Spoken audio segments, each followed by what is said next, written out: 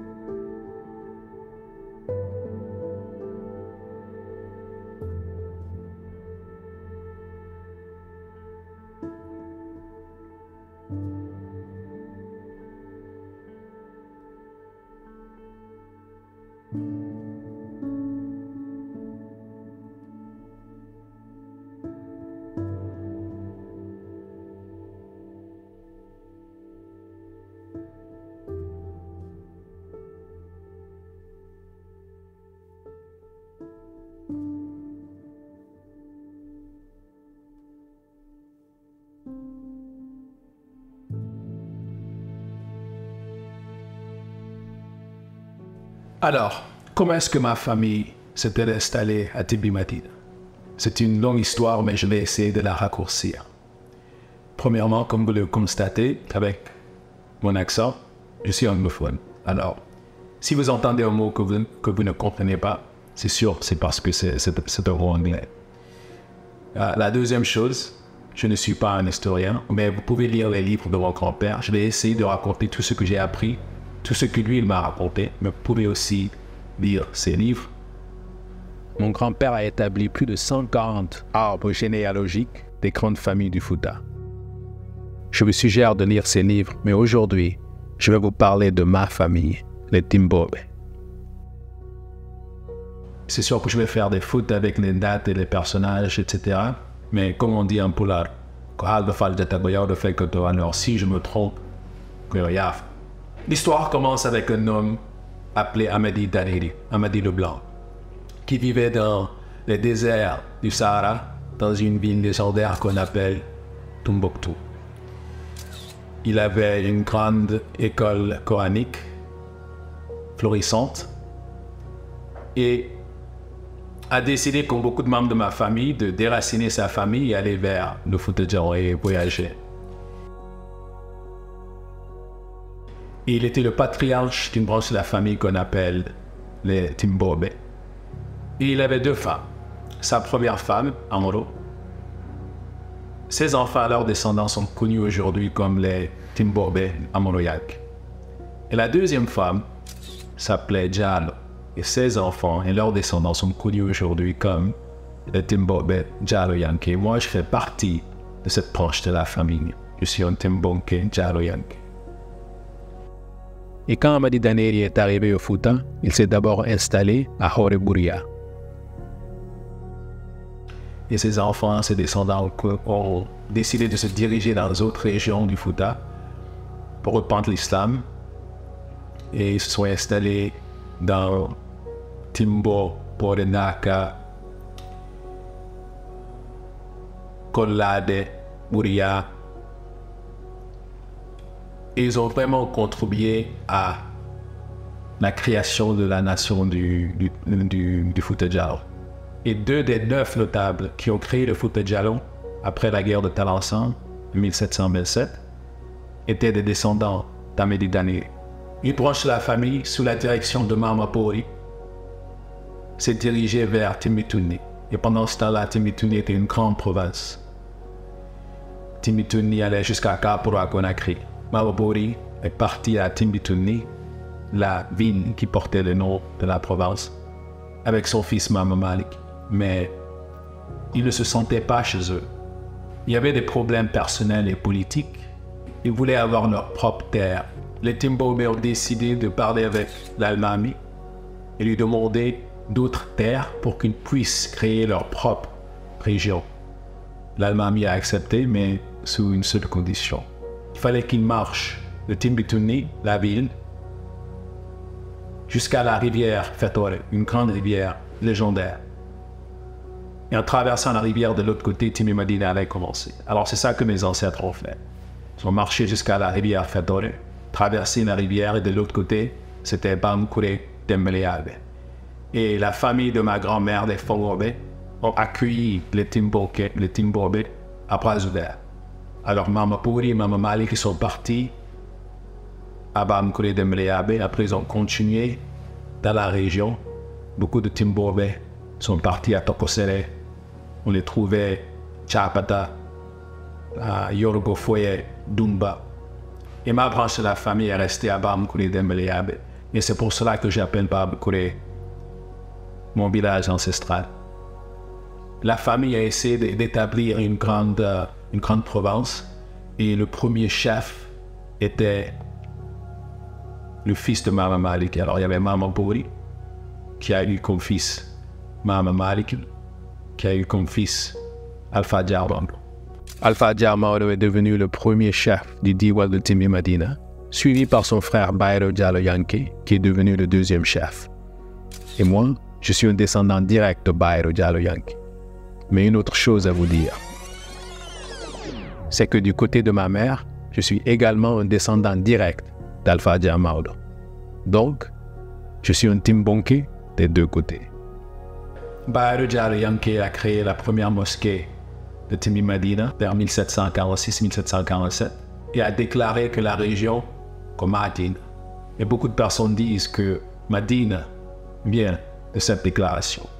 Les Timbobe vivaient autour de la mosquée qu'il avait créée. Les autres individus sont venus pour s'installer dans le Timbi autour de cette mosquée. C'est comme ça que Timi Madina a grandi. A eu beaucoup de prospérité. Et c'est pour cela que j'ai eu la chance d'aller là-bas pendant les vacances pour visiter mes grands-parents. Mon grand-père me racontait des histoires. Ma grand-mère me donnait beaucoup à manger. Je jouais avec mes cousins, j'étudiais le Coran. Je me sentais aimé, j'étais fier de faire partie de cette grande famille qui était sa base consacrée à aider la communauté de Timi Madina. Et je sentais cette appartenance à quelque chose que j'ai perdu quand je suis parti aux États-Unis. Mais cette fois-ci, en 2023, quand je suis parti pour visiter, c'était la première fois que j'étais à Timbi et mes grands-parents ne vivaient plus. Ma grand-mère était la dernière et elle est décédée pendant la pandémie. Et je me sentais comme un étranger chez moi dans cette cour où je jouais avec mes cousins pendant mon enfance.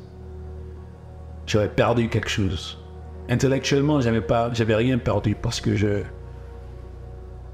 j'écoutais les histoires de mon grand-père. Mais émotionnellement, quelque chose avait changé. Les piliers n'étaient plus là. Et c'était vraiment un doux amer. Bittersweet, comme on dit en anglais. Et je voulais rattraper ces émotions de mon enfance. Je voulais toujours faire partie de quelque chose de plus grand que moi. C'était comme si j'avais perdu quelque chose. Je me sentais comme un étranger dans cette région. Et il fallait que je recherche ma connexion à cette région. Surtout comme un diaspora, j'habite ailleurs. Il ne fallait pas que j'accepte cette rupture que je ressentais. Je suis retourné dans les lieux de mon enfance, espérant retrouver la magie et l'innocence d'autrefois. Mais je n'ai pas réussi. Les endroits avaient changé. Ou peut-être, c'était moi. Ce sentiment s'est intensifié après la perte de ma grand-mère, cœur de mes souvenirs précieux. J'ai alors décidé de transformer cette quête en mission.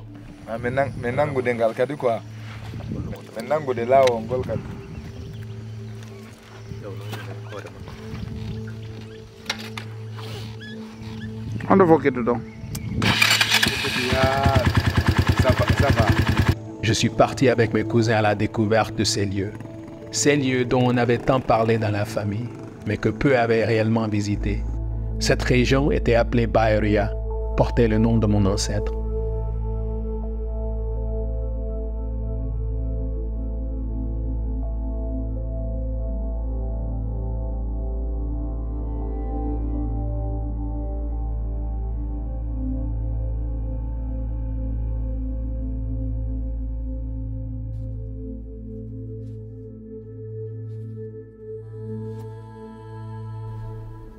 En explorant ces endroits, je ne pouvais m'empêcher de penser au fleuve. Ce même fleuve que mes ancêtres avaient traversé pour créer Timbi Madina. Il était devenu un lieu mythique dans mon imagination, un endroit où passé et présent se rejoignaient. Et je me demandais s'il serait aussi impressionnant que je l'avais imaginé. Mais ce que j'ai découvert m'a beaucoup surpris. En face de la rivière, j'ai réalisé que cet endroit, si profondément ancré dans mon imagination, n'était en réalité qu'un simple fleuve. Il coulait paisiblement, accomplissant tranquillement son travail avant de poursuivre son chemin.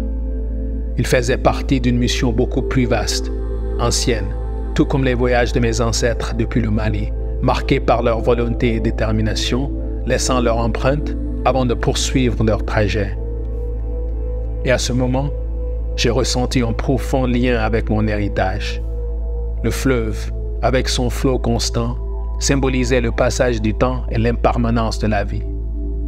Et comme mes ancêtres avaient marqué leur époque, il fallait que je continue ce voyage, contribuant à notre histoire, malgré les changements à Timbi Madina, les parents que j'ai perdus et le temps qui a passé. L'essence de ce que mes grands-parents et ancêtres ont insufflé à cette région demeure. Leur héritage coulait en moi, tout comme le fleuve, un symbole de notre histoire.